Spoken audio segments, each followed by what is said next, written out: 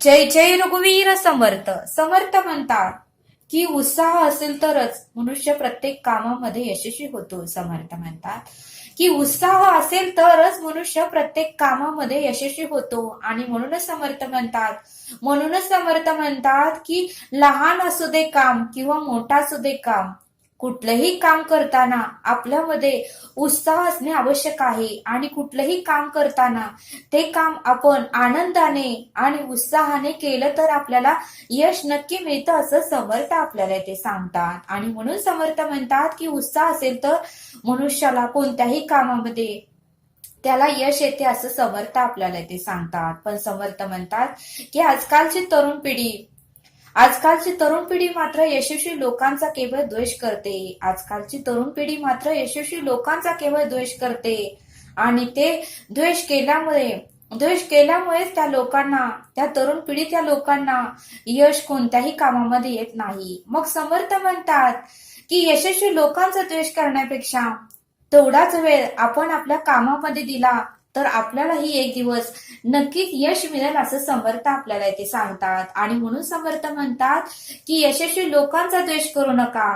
त्यांना यश मिळवण्यासाठी ते कोणकोणत्या परिस्थितीत गेले, कोणकोणत्या संकटातून गेले, त्यांना कोणकोणत्या परिस्थितीतून जावे लागले, याचा विचार करून तुम्हीही त्या मार्गाने जाण्याचा प्रयत्न करा, असं समर्थ आपल्याला इथे सांगतात. आणि म्हणून समर्थ म्हणतात एक मोटार कंपनीचा व्यवस्थापक यांनी एकदा आपल्या कंपनीतील कामगाराला एक प्रश्न विचारला. मोटार कंपनीच्या व्यवस्थापकांनी एकदा आपल्या कंपनीतील कामगाराला प्रश्न विचारला की तू नेहमी तुझ्या कामामध्ये उत्साही का असतो, आनंदी का असतो, याचं तू मला कारण सांग. मी तुला ज्या ज्या वेळेस कोणतंही काम सांगतो त्या वेळेस तू मात्र मला नाही असं कधीही उत्तर दिलं नाही, किंवा तू नकारात्मक असं कधीही बोलला नाहीस. आणि मी ज्या वेळेस तुला कोणतंही काम सांगितलं तर तू अत्यंत आनंदाने अत्यंत उत्साहाने ते तू काम पूर्ण करतोस. आणि म्हणूनच मला नेहमी प्रश्न पडतो की तू नेहमी उत्साही का असतो, आनंदी का असतो. इतर कामगारांना मी जर काम सांगितलं तर ते कोणतेही कारण सांगतात, नकारात्मक मला प्रश्न करतात.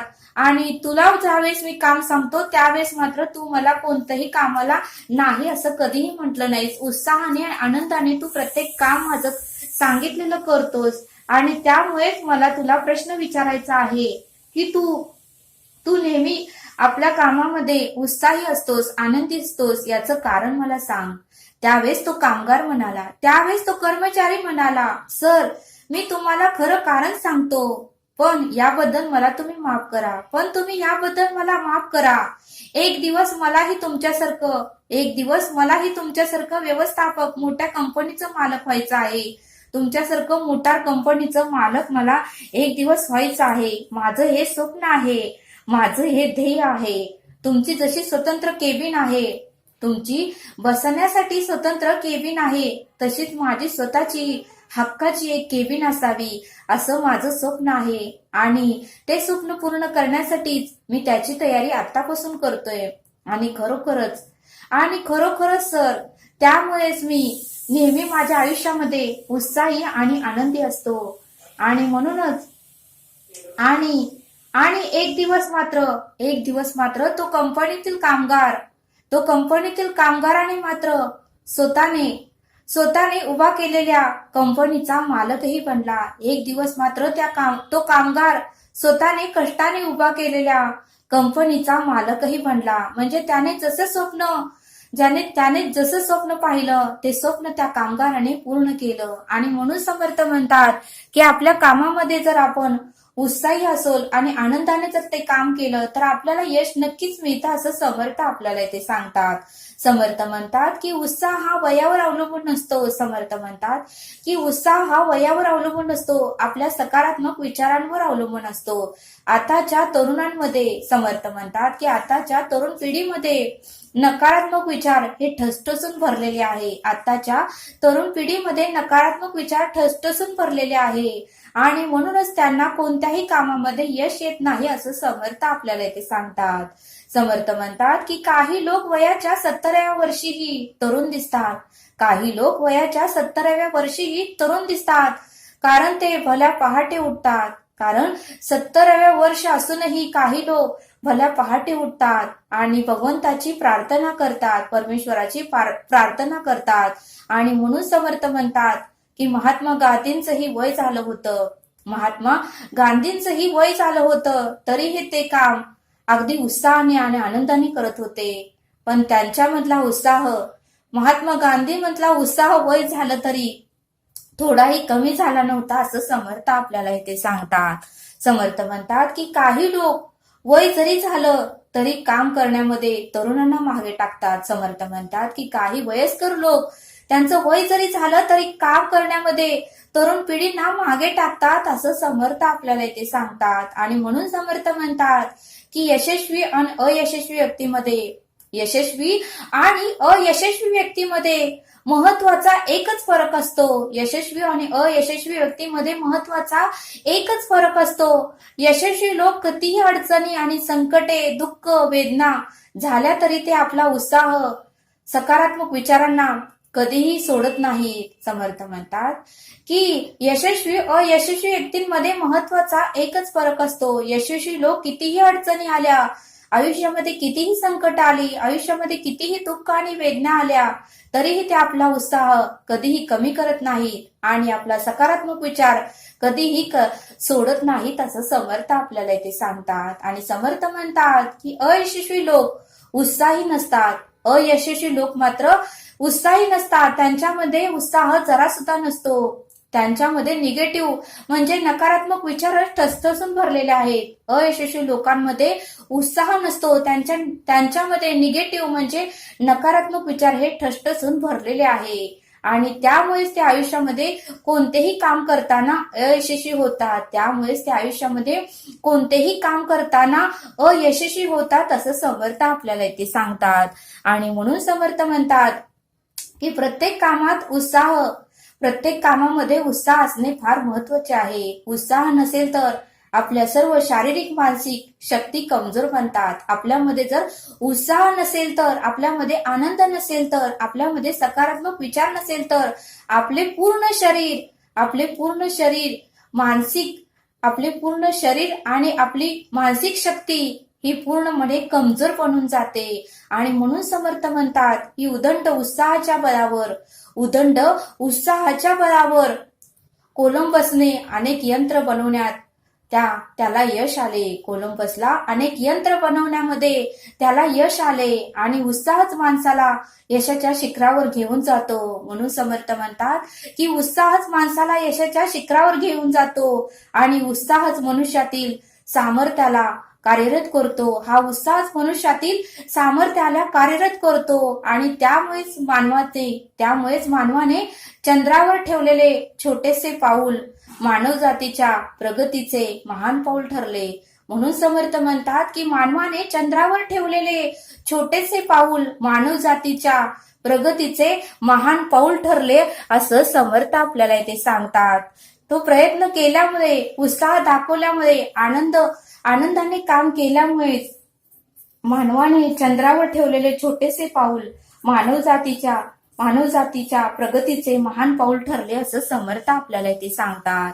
समर्थ म्हणतात की तरुण पिढीतील उत्साह ही तरुण पिढीतील हा उत्साह ही तरुण पिढी दारू पिऊन गुटखा खाऊन, ही तरुण पिढी दारू पिऊन गुटखा खाऊन, सिगारेट ओढून आणि अनेक प्रकारचे चित्रपट पाहून, फॅशन आणि या गोष्टीवरच आपले आयुष्य खर्च करून टाकतात. या सर्व गोष्टीवर आपले आयुष्य, आपला पैसा खर्च करतात. आणि म्हणूनच उत्साहाला योग्य वळणावर आपण नेले पाहिजेत. या उत्साहाला योग्य वळणावरच आपण नेले पाहिजेत, असं समर्थ आपल्याला इथे सांगतात. समर्थ म्हणतात की उत्साहाच्या भरात आपल्याकडून अनेक चुका होतात. समर्थ म्हणतात की उत्साहाच्या भरात आपल्याकडून अनेक चुका होतात, पण जो चुकतो तोच शिकत असतो.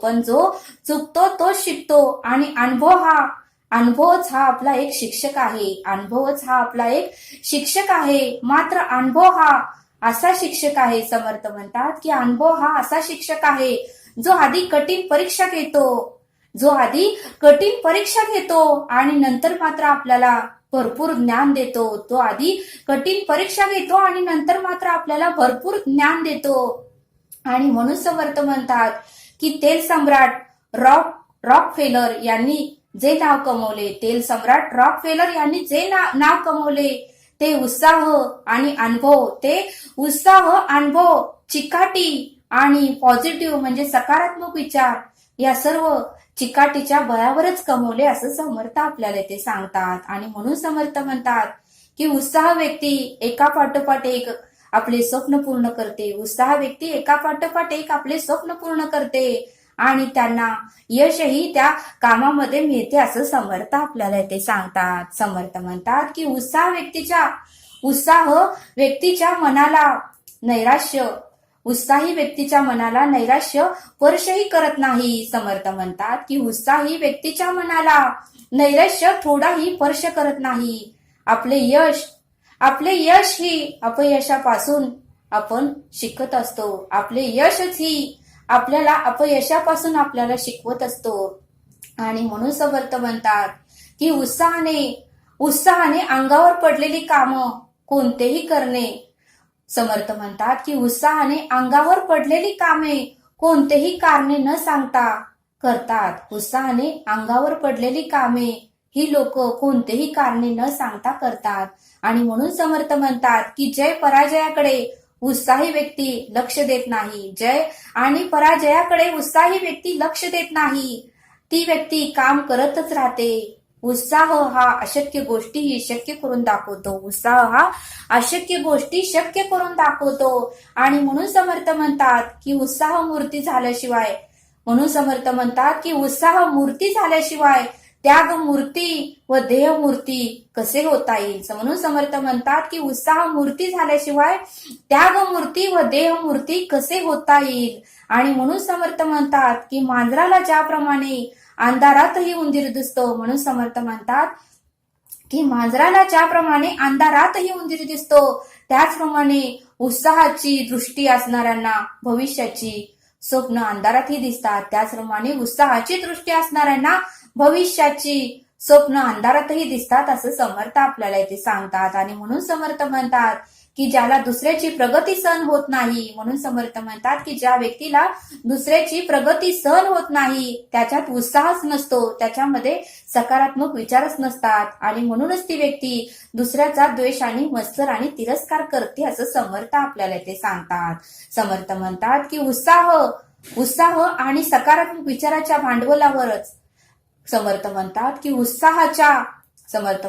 उत्साह पॉझिटिव्ह आणि सकारात्मक विचाराच्या भांडवलावरच उभारलेला धंदा कोणताही असू दे. उत्साह, पॉझिटिव्ह विचार, सकारात्मक विचार या भांडवलावर उभारलेला धंदा, व्यवसाय कोणताही असू दे, तो 100% यशस्वी